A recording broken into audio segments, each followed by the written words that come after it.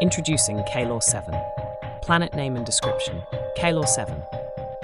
Kaelor 7 is a cyberpunk relic of the old world, a planet that still clings to the illusion of control under a fractured and failing government.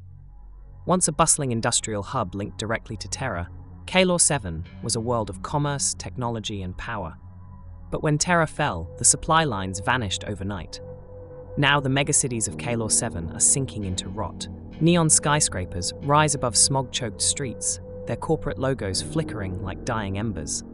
The wealthy have retreated into sky domes and artificial paradises, while the lower levels of the city are ruled by syndicates, tech cartels, and underground biotech dealers. The government still exists, barely. They issue decrees, send out enforcers, and pretend they still have authority. But power here belongs to those who can afford it. Warlords who control water, megacorps that hoard energy, and the cybernetically enhanced crime lords who run the streets like their own private kingdoms. Whispers of anomalous activity have begun to spread through the underground, people disappearing without a trace, bodies found twisted into unnatural forms, neither fully human nor machine. No one knows what's behind it, but those who do know aren't talking. Kaelor 7 is a world that should have collapsed long ago, but somehow it keeps breathing. And for those like Detective Marlowe, the line between justice and survival is getting thinner every day.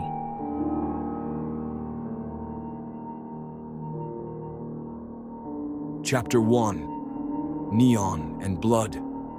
Sirens screamed through the night, their wails swallowed by the endless drone of the city. Kaelor 7 never slept. Red and blue lights cut through the rain as Detective Marlowe pulled up to the 24/7 convenience hub, a crime scene now, like so many others before it. An officer met him at the perimeter, voice low and uneasy. "Detective, I've never seen anything like this." Marlowe didn't flinch. He had seen a lot in his years working the lower levels of Kaelor 7. Murder, body mods gone wrong, corporate hits. But something in the officer's voice made him pause.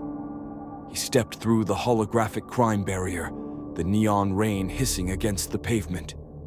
The body was there, sprawled across the slick concrete, twisted into something barely human.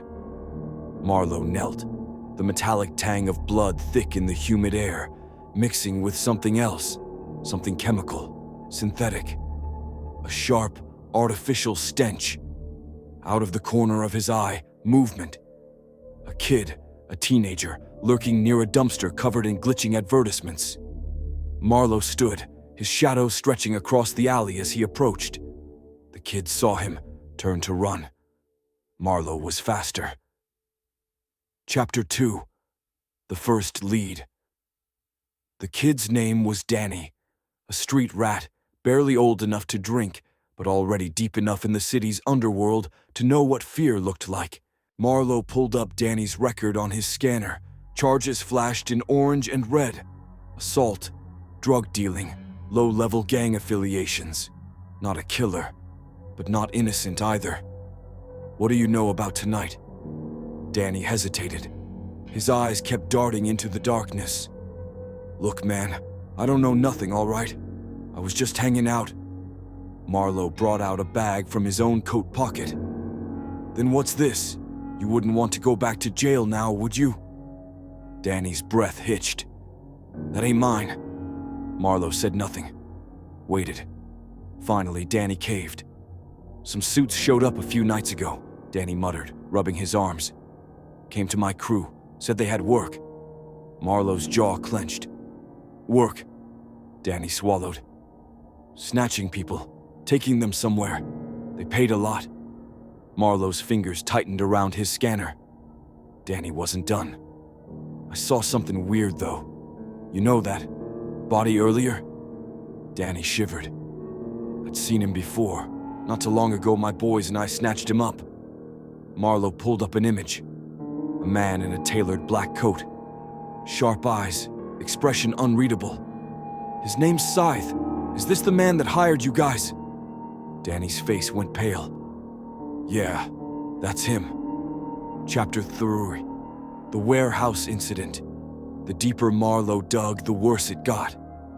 Scythe was a ghost, no records, no real ID, and yet he was always there, behind disappearances, biotech trafficking, missing persons cases that never had bodies to recover. A face amongst millions, a pattern of erasure. Marlowe tracked Scythe's movements using the intel he gathered from Danny to an abandoned warehouse in the industrial district. Standard procedure: stake out first, get evidence, call backup. Then the van arrived. Through the grime-covered window, Marlowe saw figures, bound, blindfolded, pulled from the vehicle. People being taken. Marlowe exhaled. No more waiting. He moved. Chapter Wolf. The horror in the dark. Inside, the warehouse smelled of rot and rusted metal. He slipped behind old crates, watching as figures in armored coats dragged prisoners deeper inside. Then, something wet dripped onto his shoulder. Marlowe looked up, and the thing was already lunging. A mutated form dropped from the rafters, its limbs too long, flesh riddled with biotech implants that shouldn't exist. Marlowe barely rolled away in time. His taser sparked. He fired, and the creature convulsed violently, screeching. It wasn't just enhanced. It was something else, something that shouldn't exist. Marlowe grabbed an EMP charge, hurled it. The device detonated, sending waves of disruption energy rippling through the air. The thing twitched, froze, collapsed. Marlowe stood there, panting, blood dripping down his temple. Then he heard the voices.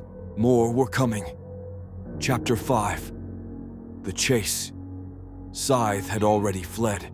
Marlowe barely made it outside before the black vehicle tore down the rain-slicked streets. He gave chase. Deploying a tracking spike, he locked onto one of the tires. The vehicle spun out, flipped violently. Within seconds, patrol cars flooded the area. Scythe was caught. But as Marlowe stared at him through the rain, something felt off. This was way too easy for a man who is untouchable. As Scythe, one would think he would have a backup plan, or for his gang to come to the rescue and fight off the cops. Looking closer, the man wasn't afraid. He simply smiled. And Marlowe knew this was only the beginning.